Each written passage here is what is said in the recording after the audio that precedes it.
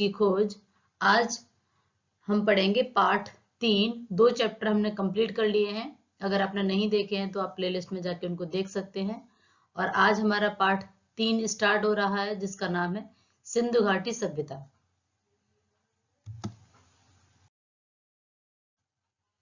आज हम पढ़ेंगे सिंधु घाटी सभ्यता।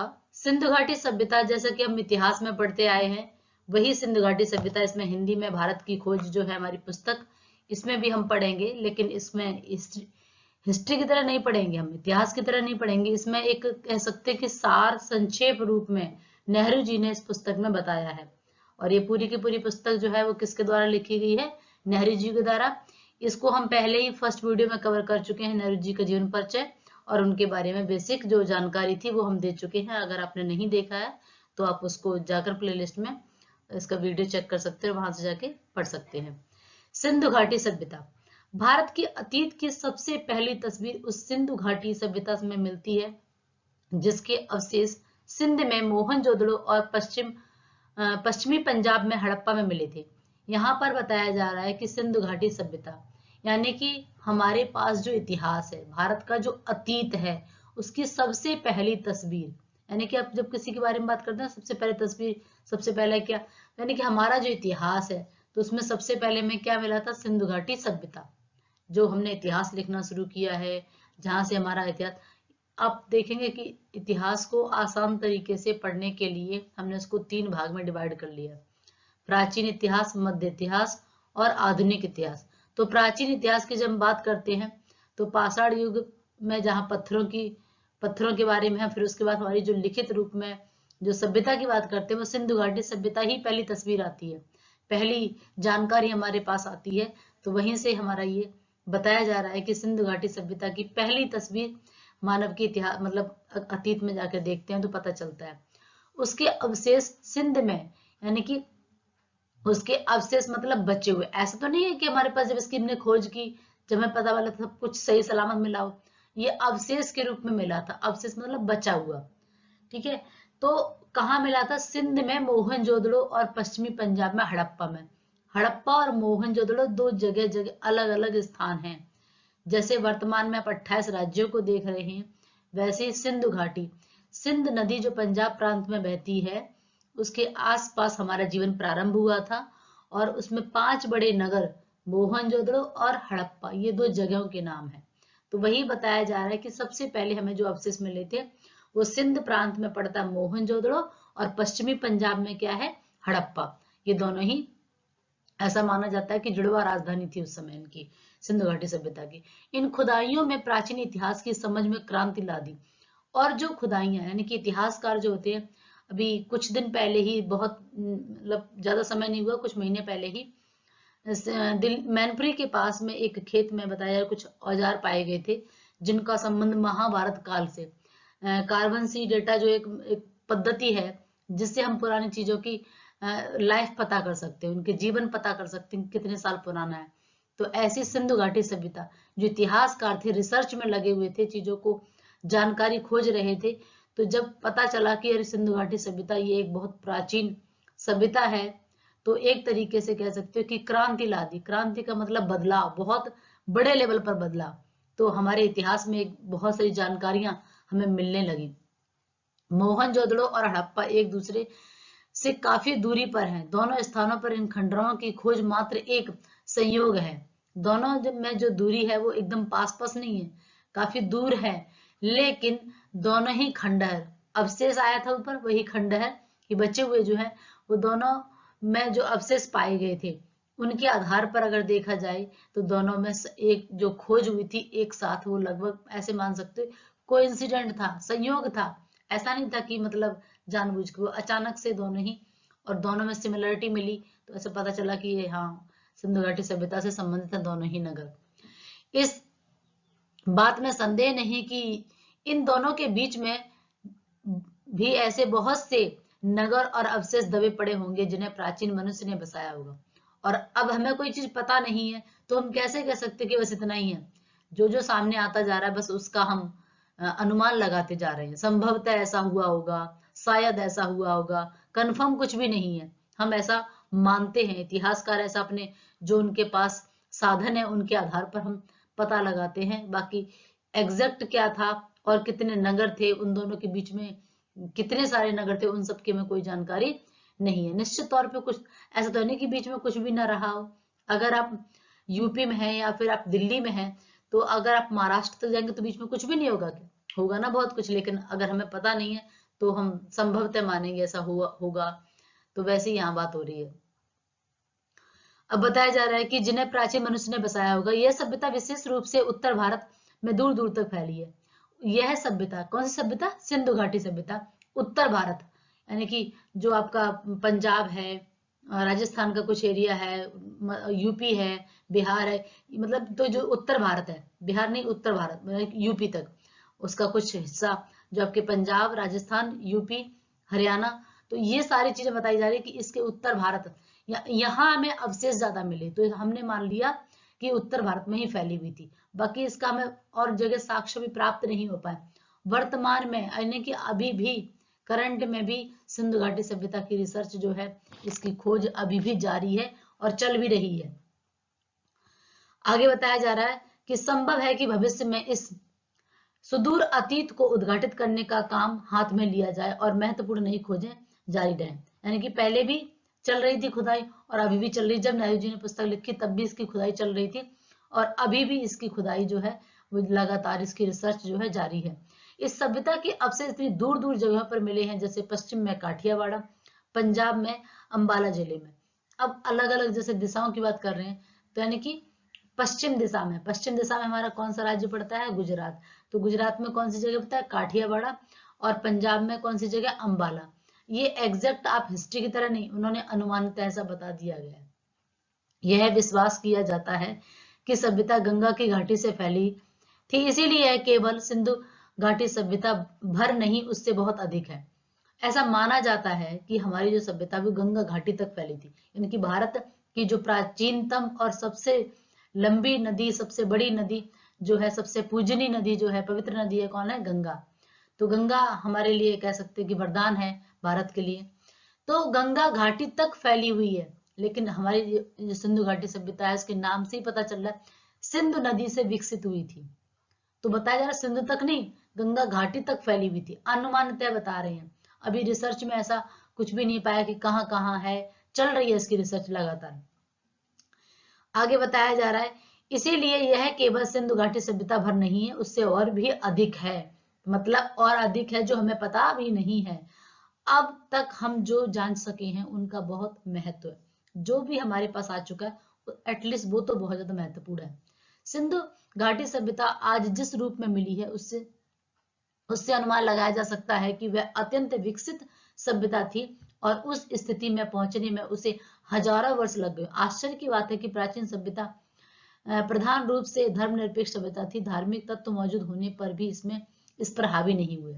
यहाँ बताया जा रहा है कि सिंधु घाटी सभ्यता कोई ऐसी वैसी सभ्यता नहीं थी, पूर्ण रूप से विकसित है। आज भारत जो है विकसित कंट्री नहीं है, अमेरिका विकसित कंट्री है, हम विकासशील देश हैं। हम क्या कर रहे हैं?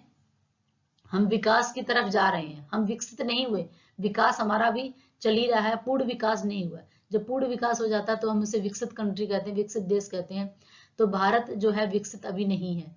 आज हमारे पास इतनी सारी टेक्नोलॉजी है, तब भी हम अपने आप को विकसित नहीं कह पा रहे हैं। सिंधु घाटी सभ्यता के लिए बोला गया कि वह एक विकसित सभ्यता थी, मतलब वो उसका पूर्ण विकास हो चुका था। अब पूर्ण विकास होने में कितना समय लगा होगा, अर्थात सिंधु घाटी सभ्यता पहले भी कई हजार पहले से विकसित रही होगी, तब जाके वो पूर्ण विकास उसका हो पाया होगा। अनुमानतः ऐसा माना जाता है कि पूर्ण रूप से मतलब अत्यंत, पूर्ण रूप से प्लस अत्यंत मतलब बहुत ही ज्यादा कह सकते हो कि एक विकसित सभ्यता थी। जो जैसे आप वर्तमान में अगर किसी देश का नाम लेते तो जो हमारा अमेरिका है ना, इन कंट्री का हम ज्यादातर एग्जाम्पल के तौर पे बोल देते हैं, वहां की यूनिवर्सिटी हो, कोई भी चीज हो। तो ऐसे ही यहाँ पर भी विकसित सभ्यता थी, उस स्थिति तक पहुंचने में उसे हजारों वर्ष लगे होंगे। अमेरिका आज थोड़ा ना बन गया विकसित कंट्री, उसको भी काफी परिश्रम करना पड़ा, मेहनत करनी पड़ी है। कई हजार वर्ष मतलब कई वर्ष लग गए। जब हमारा देश गुलाम हो रहा था अंग्रेजों का, तब अमेरिका स्वतंत्र हो चुका था। तो इतने साल हमसे आगे पहले स्वतंत्र हो गए हैं वो, तो उनको समय ज्यादा, हमें समय थोड़ा, हम पीछे हैं उनसे। तो वही बताया जा रहा है कि सिंधु घाटी सभ्यता जो विकसित कंट्री है, उस वो विकसित सभ्यता थी, उसमें कोई एकदम से विकास नहीं हो गया, उसको भी काफी समय लगा होगा। आश्चर्य की बात है कि सभ्यता प्रधान रूप से धर्मनिरपेक्ष थी। धर्मनिरपेक्ष का मतलब होता है कि ऐसे जहां पर आप सभी धर्मों को समान महत्व देते हो, कोई भी धर्म किसी धर्म को नीचा या फिर उसको बुरा नहीं मानता है। धार्मिक तत्व मौजूद थे। हमने पिछली क्लास में पढ़ा था कि यहाँ पर बहुत सारे धर्म के लोग आए, सबने अपने धर्म का प्रचार प्रसार किया, लेकिन कोई किसी धर्म को ऐसा नहीं कहता था कि बस आप एक ही धर्म को, हिंदू धर्म को मानो, ऐसा नहीं था। धार्मिक तत्व थे लेकिन एक दूसरे पर हावी नहीं थे। मतलब आप जिस धर्म को मान रहे मानो, और हम जिस धर्म को मानना चाहते हैं हम उस धर्म को मानेंगे, कोई किसी से भेदभाव नहीं था।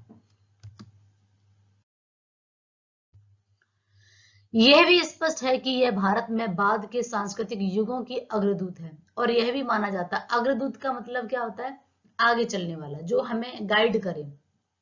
तो भारत की संस्कृति जो युगों से विकसित थी, कौन सी, सिंधु घाटी सभ्यता, और इसने हमें एक तरीके से हमारे लीडरशिप का काम किया, आगे बढ़कर हमें बताया कि उस समय अगर हम ग्रिड पद्धति, ये सारा ड्रेनिंग सिस्टम, वाटर जो पानी की निकासी वगैरह, जो घर बनाने के तरीके थे, सारा कुछ एक तरीके से विकसित कर उस समय हमारे पास था, है ना। तो हम विकसित कंट्री थे, तो वर्तमान में क्यों नहीं, एक तरीके से हमारे पास वो है ज्ञान, हम उसको फिर से दोबारा से आगे बढ़ सकते हैं।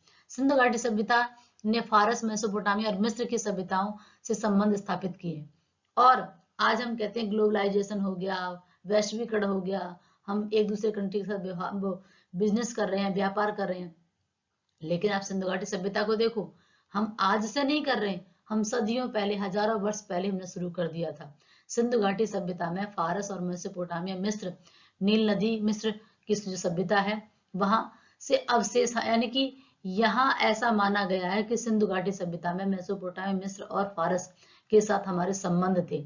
हमने सिर्फ इतना पता लगा पाए, हो सकता है कि और भी जगह से हमारे संबंध हो, लेकिन हमें केवल यहाँ के अवशेष पाए, उसके आधार पर हमने ऐसा अनुमान लगा लिया कि इन देशों के साथ हम व्यापार करते। अगर आपके पास कोई चीज आए किसी दूसरे देश की, तो या तो आप वहां पर गए होंगे, है ना, या वो लोग यहाँ पर आए होंगे, ऐसा तो है नहीं कि अपने आप आ गई होगी जादू से। तो इसलिए हम अनुमान लगा लिया कि या तो हमने क्या किया, उनके साथ व्यापार किया, या वो लोग यहाँ पर आए, यानी कि संबंध स्थापित कर लिया और व्यापार किया। कुछ दृष्टियों में यह सभ्यता उनकी तुलना में बेहतर थी, कुछ दृष्टियों में यह सभ्यता उनकी तुलना में बेहतर थी, मतलब उनके अकॉर्डिंग हमारी सिंधु सभ्यता जो थी वो ज्यादा अच्छी थी। यह एक ऐसी नगरीय सभ्यता थी जिसमें व्यापारी वर्ग धनाढ्य था और उसकी भूमिका महत्वपूर्ण थी। सड़कों पर दुकानों की कतारें थी और दुकानें संभवतः छोटी थी।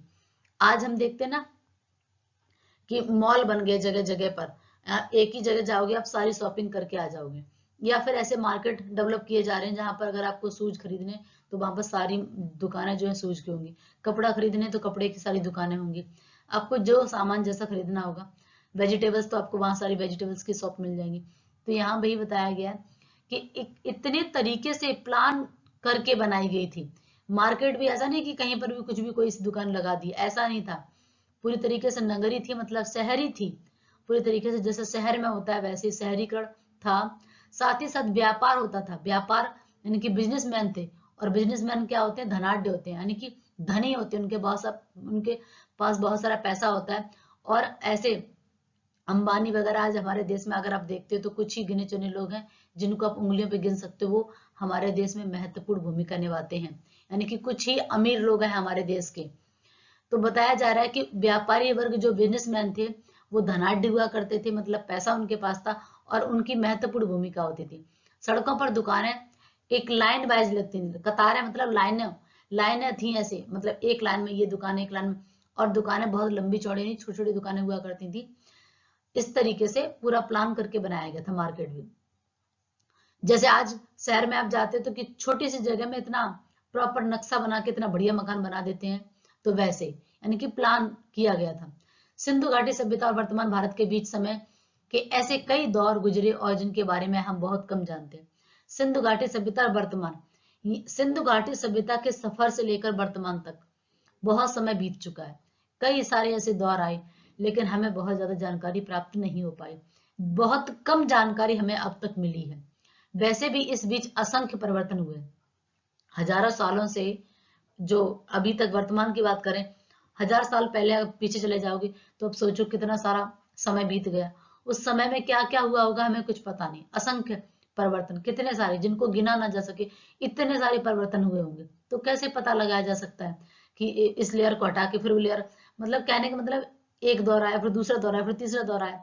अब 100 साल पुरानी बातों को अब याद, 10 साल पहले की बातें याद नहीं रहती, तो हजारों साल पहले की चीजें और बातें और लोग, समाज, सभ्यता कैसे पता लगाई जा सकती है। लेकिन भीतर ही भीतर निरंतरता की ऐसी श्रृंखला चली आ रही है जो आधुनिक भारत को 6-7 हजार पुराने उसे बीते हुए युग से जोड़ती है। लेकिन जो बदलाव आया है उसके साथ साथ अगर हम देखते हैं कि भले ही कितने भी बदलाव आ गए, लेकिन फिर भी हम 6-7 हजार, 1-2 साल नहीं, 6-7 हजार साल पहले की बातों को बताया जा रहा है। तब से लेकर अब हम अपने युग को जोड़ने की कोशिश कर रहे हैं। जो सिंधु घाटी सभ्यता वर्तमान में हमारे पास आई, जो लगभग 6-7 हजार साल पहले थी, तो उसके अवशेषों से हम वर्तमान को जोड़ने की कोशिश कर रहे हैं। जब संभवतः सिंधु घाटी सभ्यता की शुरुआत हुई थी, ऐसा माना जाता, संभवतः, कंफर्म ये भी नहीं है, कि 6-7 हजार साल पहले सिंधु घाटी सभ्यता के एक तरीके से विकसित सभ्यता वहां पर थी। उससे हम वर्तमान को जोड़ने की कोशिश कर रहे हैं। यह देखकर अचरज होता है कि मोहनजोदड़ो हड़प्पा में कितना कुछ ऐसा है जो हमें नहीं पता है ना। कि बहुत ही आश्चर्य कर देने वाली बात है कि मोहनजोदड़ो और हड़प्पा दोनों में, यानी कि जो वहां के नगर थे, बहुत ही हैरान कर देने वाले थे। बहुत कुछ ऐसा था जो हमें नहीं पता है। अब यहाँ पर क्या बताया जा रहा है, ये तो हमने जान लिया कि सिंधु घाटी सभ्यता में किस प्रकार से सिंधु में जो बड़े बड़े नगर थे, मोहनजोदड़ो, हड़प्पा, कालीबंगन, लोथल, है ना, ये सारे नगर थे जिनके बारे में आप इतिहास में डेप्थ में जाके पढ़ेंगे। यहाँ तो सिर्फ एक मोटा मोटी आपको ये बताया गया है कि किस तरीके से सिंधु घाटी सभ्यता विकसित हुई थी और किस प्रकार उसका विनाश हो गया और कैसे वर्तमान में उसको हम जोड़ने की कोशिश कर रहे हैं। अब यहाँ पर किस प्रकार से और कौन कौन सी जातियां, कौन कौन से लोग आए, आर्यों का आना, आर्य भारत में किस प्रकार आए और उन्होंने अपनी सभ्यता को कैसे विकसित किया, कैसे संस्कृति को फैलाया और कैसे वो आर्य भारत जो है वो हमारा बन गया। सिंधु घाटी सभ्यता के ये लोग कौन थे और कहां से आए थे, यानी कि सिंधु घाटी सभ्यता में रहने वाले लोगों की बात कर रहे हैं कि सिंधु घाटी सभ्यता में जो लोग रह रहे थे वो लोग कौन थे, कहां से आए थे, क्या उनका परिचय है, उनके बारे में। इससे हमें अब भी पता नहीं है कि यह संभवतः संभावना है या उनकी संस्कृति इसी धरती की संस्कृति थी। ये हम ऐसा मान लेते हैं, ऐसा मान रहे हैं, लेकिन कंफर्म नहीं है, एग्जैक्ट नहीं पता है कि सच में बाहर से आए थे यार, या भारत की धरती उनकी अपनी धरती है।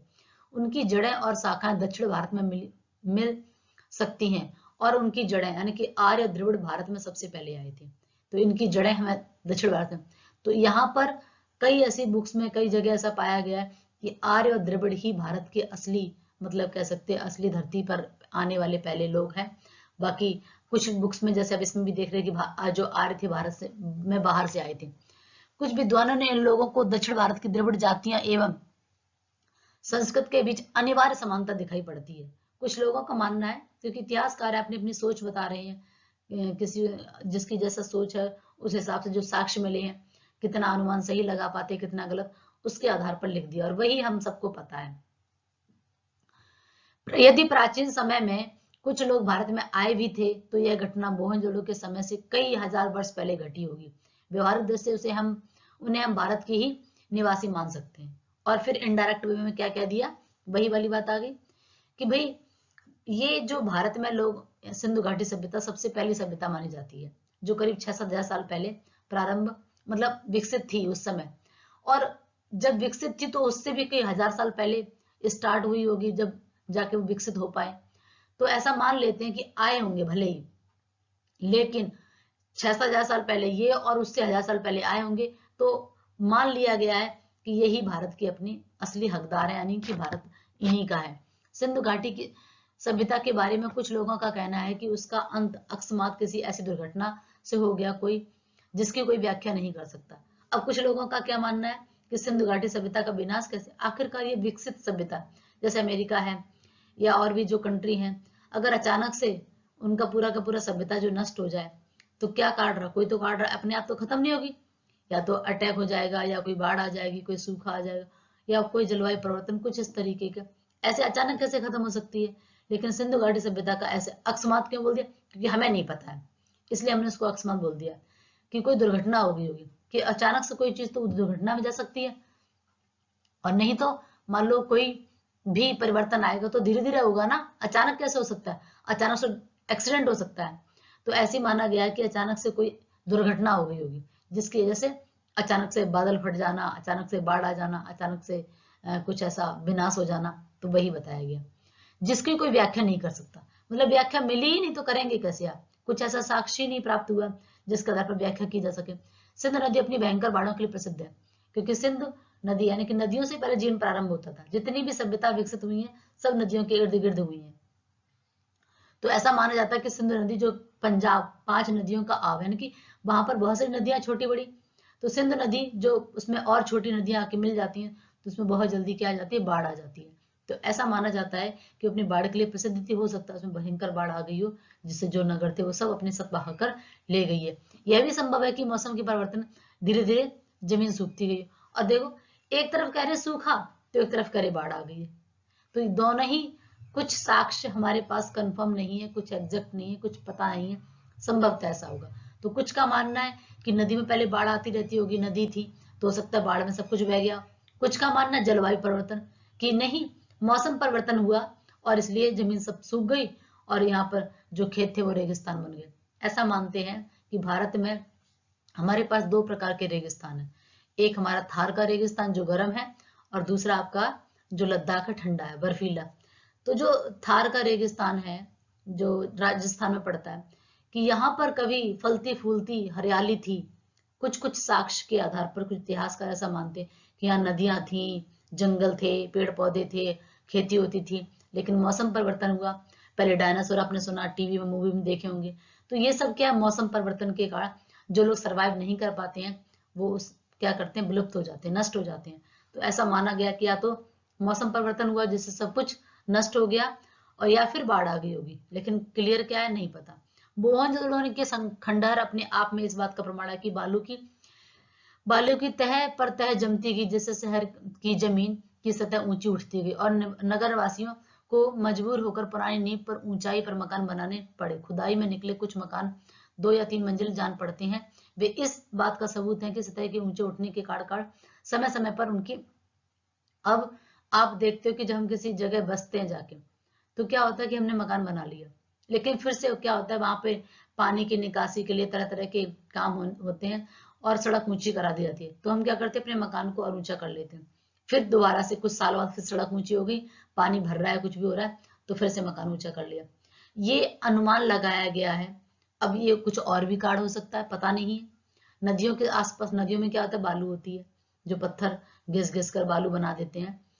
जो पिछली क्लास में आपने देखा, 7th क्लास में हमने पढ़ा था कि एक पूरा का पूरा कि किस प्रकार से हर पत्थर अपनी कहानी बयां कर रहा है। तो वैसे ही नदियों में क्या होती, बालू। अब नदियों के साथ बाढ़ आएगी, जो भी आएगा तो बालू साथ में आएगी। तो लगातार जो बालू आने से क्या हुआ कि जमीन की जो सतह है, मिट्टी आप डालते रहोगे तो जगह ऊंची उठ जाएगी। जगह ऊंची उठ जाएगी तो क्या होगा कि आपका मकान नीचा पड़ जाएगा, तो आपको ऊंचा करना पड़ेगा।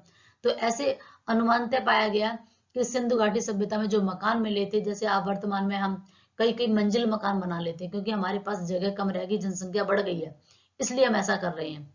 अब ये 1000 साल लोग क्या इसका अनुमान लगाएंगे, पता नहीं, है ना। तो ऐसे यहाँ पर अनुमान के आधार पर बोला गया कि हो सकता है नदियों में बाढ़ आती रही, मिट्टी पानी जो भी, मतलब जिससे सतह ऊंची होगी, मकान नीचा पड़ गया तो फिर ऊंचा कर लिया। ऐसे 2-2 3-3 मंजिल मकान पाए गए, तो ऐसा अनुमान लगा दिया गया, बाकी नहीं पता है। दीवारें भी ऊंची उठाई गई, और लोगों ने क्या किया, अपने घर ऊंचे उठा लिए कि भाई जब मकान नीचे हो जाएंगे तो फिर पानी भरेगा ना, इसलिए मकानों को ऊंचा बना दिया गया। हम जानते हैं कि सिंधु का सूबा पुराने समय में बहुत समृद्ध और उपजाऊ था, पर मध्य युग के बाद वह ज्यादातर रेगिस्तान रह गया। और क्या बताया जा रहा है कि हम जानते हैं कि सिंध का सूबा, सूबा मतलब होता है प्रांत थी। आप पढ़ेंगे इतिहास में, अकबर वगैरह के काल में कि प्रांत और सूबा हुआ करते थे, यानी कि जमीन। वहां की जमीन बहुत ही उपजाऊ थी, समृद्धशाली थी, यानी कि बहुत अच्छा खेती होती थी वहां पर। और मध्य युग में वह रेगिस्तान बन गया, जो हम आज उसे किस नाम से जानते हैं, थार का रेगिस्तान। इसलिए यह मुमकिन है कि मौसमी परिवर्तनों के ने उन इलाकों के निवासियों और उनके रहन सहन की पद्धति को प्रभावित किया गया। इसलिए ऐसा मान लिया गया। मुमकिन है, जाहिर सी बात है कि जब ऐसा है, आज रेगिस्तान है, पहले कभी बहुत अच्छी यहाँ पे उपजाऊ जमीन हुआ करती, तो ऐसा मान लिया गया कि मौसमी परिवर्तन है, कि मौसम जो बदलते रहते हैं, परिवर्तन होता रहता है, जिसकी वजह से ये सारे के सारे प्रभाव देखने को मिले। लेकिन मौसम के परिवर्तनों का प्रभाव दूर दूर तक फैली इस नगर सभ्यता के अपेक्षाकृत छोटे से हिस्से पर पड़ा। लेकिन मौसम भी यानी कि जलवायु परिवर्तन भी क्या बताया गया कि पूरे पूरे भारत को प्रभावित नहीं किया, केवल एक छोटे से हिस्से को। अब ये सही है गलत है, अब वर्तमान में आप देख लीजिए क्या बताया जा रहा है कि मौसम ने बहुत दूर तक उसको प्रभावित नहीं किया, एक छोटे हिस्से को, क्योंकि ये उत्तर भारत मध्य भारत तक ही रहा है, दक्षिण में कहीं कोई अवशेष नहीं, कोई ऐसी इसकी जानकारी नहीं मिलती है। हमारे पास इस बात का विश्वास करने के कारण तो है कि यह सभ्यता गंगा घाटी तक, यह सभ्यता उससे भी दूर तक फैली थी। इस बात का फैसला करने के लिए हमारे पास पर्याप्त आंकड़े नहीं है।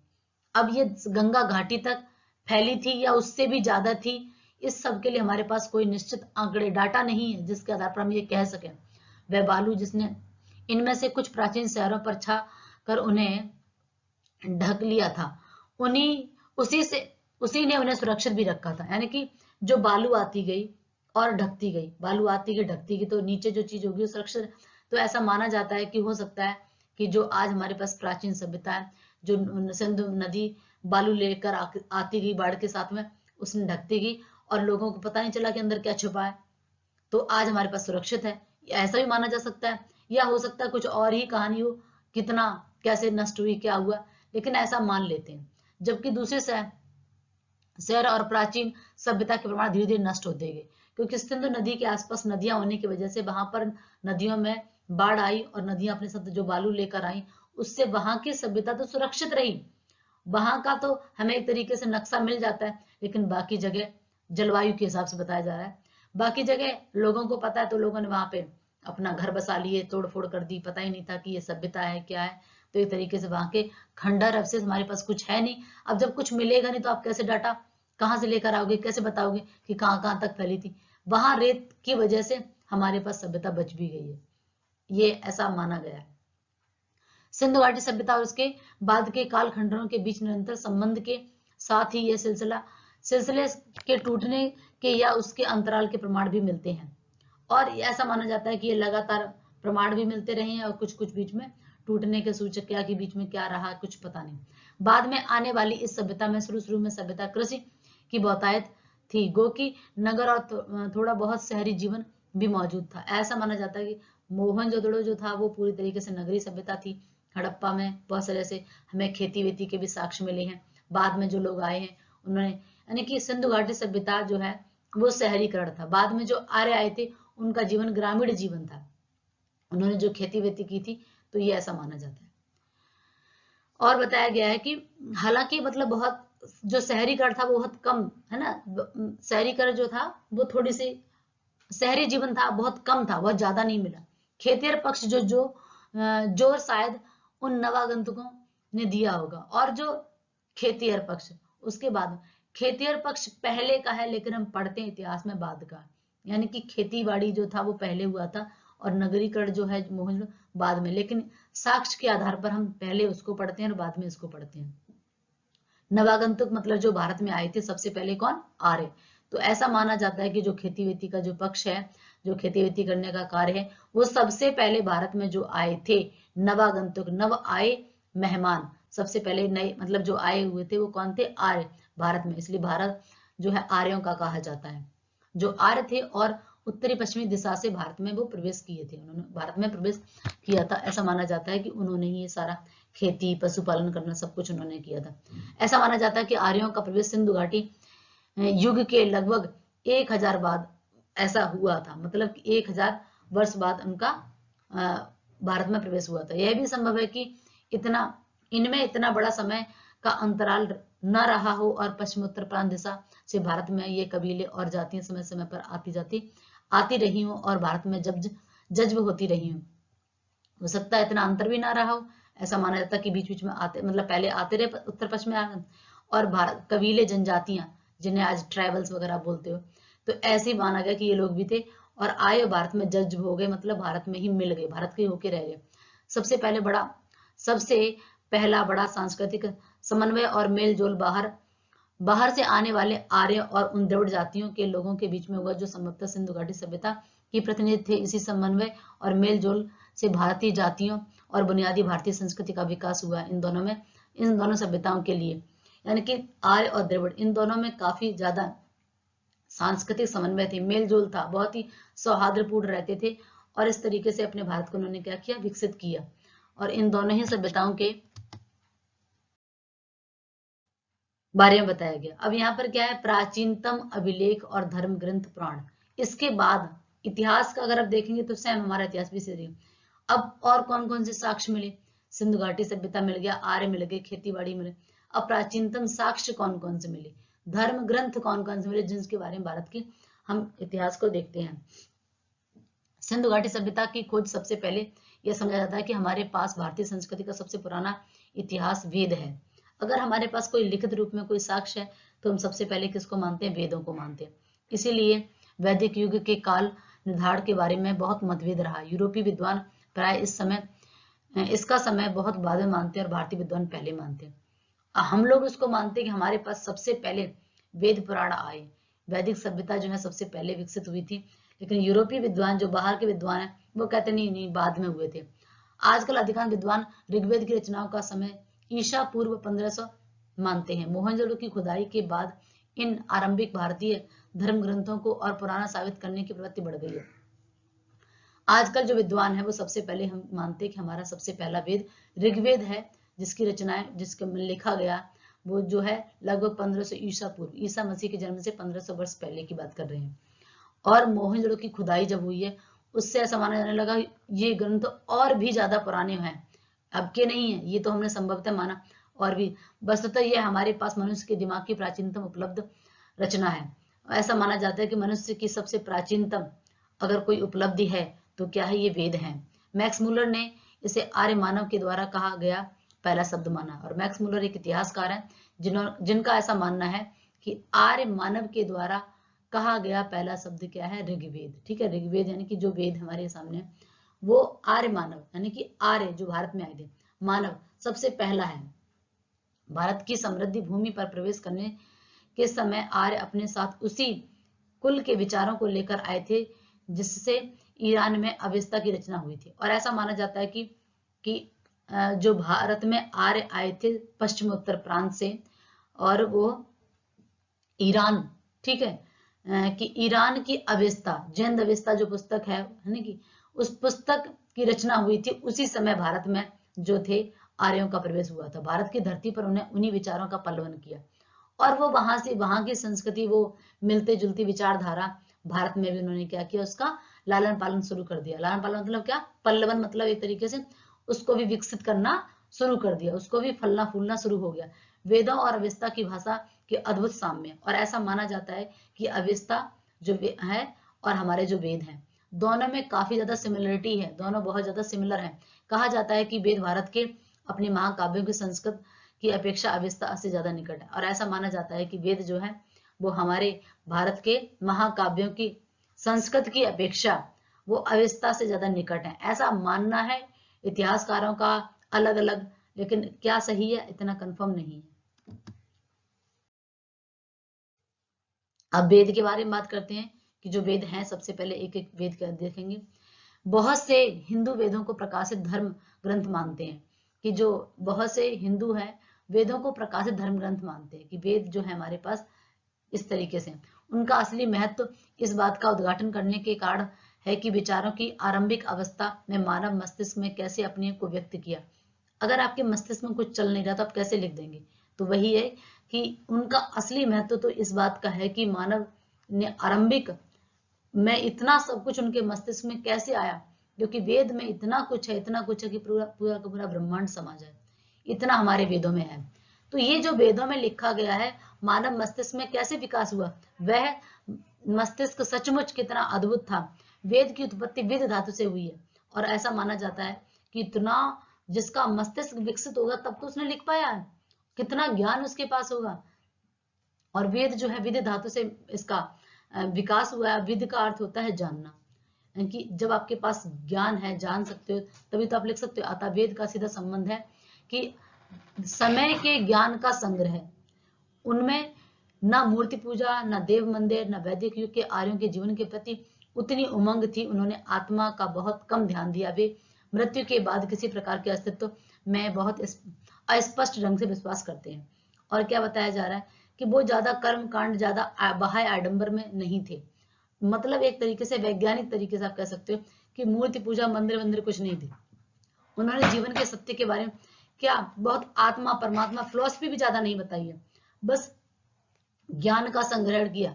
आज हम अथर्ववेद वगैरह से बहुत सारी टेक्नोलॉजी, इस तरीके की चीजें जो वर्तमान में कहते हैं इनोवेशन कर रहे हैं, वो वेदों से ले रहे हैं।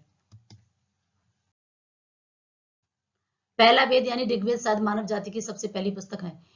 इसमें हमें मानव मन के सबसे आरंभिक उद्गार मिलते हैं। और ऐसा माना जाता है हमारा सबसे 4 वेद है, ऋग्वेद, सामवेद, अथर्ववेद और यजुर्वेद। तो जो ऋग्वेद है वो सबसे पहला वेद माना जाता है और सबसे अंतिम कौन सा है? अथर्ववेद है। काव्य प्रभाव मिलता है और प्रकृति के सौंदर्य और रहस्य के प्रति हर्षोन्माद मिलता है। और उसमें एक तरीके से पूरा जीवन, प्रकृति, संग्रह सब कुछ मिलता है, हर्षो खुशी मिलती है उसमें।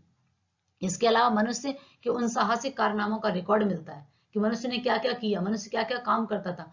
आज हम कोई भी काम, जैसे होता ना कि किसी देश ने कुछ बहुत कुछ अच्छा कर दिया, बहुत रिकॉर्ड बना दिया, तो गिनीज वर्ल्ड रिकॉर्ड बनता है। वो एक ऐसा डाटा है जो आप बता सकते हो कि कहाँ पे किसने रिकॉर्ड बनाए। और नॉर्मली तो छोटे मोटे काम तो हर कोई रोज कर रहा है, रिकॉर्ड बनाने वाले काम। तो ऐसे ही वो वेद में हमें मिलता है, ऋग्वेद में, कि मानव ने कौन कौन से रिकॉर्ड बनाए, क्या क्या किया, जो लंबे समय तक पहले किए गए थे। यहीं से भारत ने एक ऐसी तलाश आरंभ की थी कि उसके बाद कभी समाप्त नहीं हुई। और फिर हमने एक ऐसी खोज की, हमारी एक ऐसी यात्रा प्रारंभ हुई जिससे हमने पीछे मुड़ के कभी नहीं देखा, लगातार अपना विकास करते चले। सभ्यता के उषा काल में ही प्रबल और सहज कल्पना से संपन्न लोग जीवन में छिपे हुए अनंत रहस्यों को जानने के लिए सजग हुए। और सभ्यता के उषा काल मतलब दिन का, सुबह मॉर्निंग में जब सन निकलने वाला होता है, सूरज जो प्रातः काल होता है, यानी कि उस समय जब हम विकसित थे तब कह रहे हैं कि मानव सभ्यता का वो एकदम उगता हुआ सूरज था, अभी तो पूरा दिन बाकी है। तो ऐसे ही बताया जा रहा है कि हमारा तो अभी बहुत कुछ बाकी है, अभी तो सिर्फ उषा काल प्रारंभ हुआ है। तब इतने प्रबल थे, सजग थे, इतने संपन्न थे, तो आगे हम क्या क्या करेंगे सोच भी नहीं सकते। जीवन में छिपे हुए अनंत रहस्यों को जानने के लिए सजग थे, कि जीवन में कितने अनंत रहस्य, उनको जानने के लिए वो जागरूक थे, सजग थे, एकदम कह सकते अलर्ट थे। उन्होंने अपनी सहज अवस्था के कारण प्रकृति के प्रत्येक तत्वों को शक्ति में देवत्व का आरोप किया और इसमें सब में साहस और आनंद का भाव था। और इसलिए उन्होंने इस प्रकृति में जैसे वायु, अग्नि, जो भी इंद्र, ये सारी जो प्रकृति, पेड़ पौधे, तो इन सबको कि इनमें अपार शक्ति है, तो इन्हें देवताओं के समान, अग्नि, वायु, सूर्य, ये सब आप ऋग्वेद में देखेंगे तो ऋचाएं इनमें कुछ कुछ समर्पित थी। जैसे हम गायत्री मंत्र बोलते हैं, ये सब बोलते हैं, तो ये सब में कहाँ से मिला है? ऋग्वेद से। ये सूर्य, देवता सूर्य को समर्पित था। बहुत से पश्चिमी लेखकों ने इस ख्याल को बढ़ावा दिया कि भारतीय लोग परलोक परायण हैं, और मैं समझता हूँ कि हर देश में निर्धन और अभागे लोग एक हद तक परलोक में विश्वास करने लगते हैं, जब तक कि वे क्रांतिकारी नहीं ला देते। यही बात गुलाम देश पर लागू होती है, क्योंकि उस समय हमारा देश कैसा हो चुका था, गुलाम। और जब गुलाम हो जाते हैं तो हमें लगता है कि नहीं, हम तो ऐसे ही हैं, अपनी किस्मत को कोसते हैं, हम तो अभागे हैं, हमारी किस्मत खराब है। हम यानी कि जब हम अपने आप को कोसना, गुलाम, गरीब रहते, तो हम अपने आप को ऐसे ही मानने लगते हैं, हमारी किस्मत ऐसी है, हम कुछ करने की नहीं सोचते, कर्मठ नहीं होते हैं। तो वो भारत की जनता को जगाने का प्रयास कर रहे हैं कि हम इतना सब कुछ थे, इतने सजग थे, हमारे पास अद्भुत शक्तियां, पहचानो अपनी शक्तियों को, अंग्रेजों को उखाड़ फेंको हमारे देश से। नहीं तो हम सोचा रे हम तो ऐसे ही रहेंगे। हमें भारत में भी स्थानों की ही तरह विचार और कर्म को दो समांतर विकसित होती धाराएं दिखाई पड़ती हैं, जो एक जीवन को स्वीकार करती हैं तो दूसरी तो जिंदगी से बचकर निकल जाना चाहती हैं। अलग अलग युगों में कभी बल पर, अब यहाँ बताया जा रहा है कि हम क्या करते हैं, एक तो विचार, अपने जो कर्म पर विश्वास रखते हैं, अलग अलग विचारधाराएं दिखाई पड़ती हैं। या तो हम सोचते हैं काम कर लो, या फिर हम बच के निकल जाना चाहते हैं। अलग अलग युगों में कभी बल पर एक पर होती दिखाई दी तो कभी दूसरे पर, परंतु इतना निश्चित है कि वैदिक संस्कृति की मूल पृष्ठभूमि परलोकवादी या इस विश्व के निरर्थक मानने वाली नहीं थी। वो इस विश्व को निरर्थक नहीं मानती थी इस विश्व का अर्थ है, इसमें बहुत कुछ, बहुत शक्तियां, अद्भुत शक्तियां। और परलोकवादी सब इन सब बहुत ज्यादा ऐसा नहीं करते, मतलब वो वर्तमान में जो सृष्टि है इसके स्वीकारती थी। जब भी भारत की सभ्यता में भारत की सभ्यता में बाहर आई, तब ऐसे हर दौर में जीवन और प्रकृति में लोगों ने गहरा रस लिया, जीने की प्रकृति में आनंद लिया। ऐसे युगों में कला, संगीत, साहित्य, साथ ही गाने, नाचने की कला, चित्रकला, रंगमंच का विकास हुआ। और जाहिर सी बात है, जीवन का जब हम आनंद लेने लगते हैं इस सभ्यता में, तो फिर क्या आता है कि हर तरीके से संपन्नता आती है। सिर्फ ये नहीं कि काम करे जाओ, आप उसमें पार्टी भी इंजॉय करते हो, बाहर भी जाते हो, शॉपिंग भी जाते हो, घूमने भी जाते हो, खाते भी हो। तो वही बताया जा रहा है कि प्रकृति में लोग क्या कर गहरा आनंद लेने लगे, रस लेने लगे। जीवन जीने का तरीका, नीरस हो जाएगा जीवन अगर आप एक जैसा काम करते चले जाएंगे। इसलिए उसमें आनंद डालने के लिए हमारे जो वेद हैं उनसे संगीत, सामवेद है ना, ऋग्वेद, हर एक वेद में कुछ न कुछ संगीत, कला, साहित्य, सब कुछ हमारे वेदों जो है, वेद एक तरीके से कह सकते हैं कि बीज हैं जहां से हमने आगे जाके सबका विकास किया। इस बात को ग्रहण करना मुमकिन नहीं है कि कोई संस्कृति या जीवन दृष्टि उसका आधार पारलौकिक हो या जो विश्व के व्यर्थ मानती हो, वह सशक्त और विविधतापूर्ण जीवन की अभिव्यक्ति के इतने रूपों को रचना कर सकती है। जब आप कुछ मानोगे जीवन निरर्थक है, ये है, तो आप जीवन में क्या नया करोगे? तो ये बात बहुत ही, आप मान ही नहीं सकते कि जो वेद लिखे उस समय वो लोग थे, वो भारत को, परलोक को, सबको मानते थे। ऐसा नहीं कि भाई कि इस जीवन में कुछ नहीं है, सब निरर्थक है, बेकार है तो कुछ करोगे नहीं। वो इसका सार्थक मानते थे, तभी उन्होंने इतनी सारी विविधता, इतने सारी चीजों को डेवलप किया।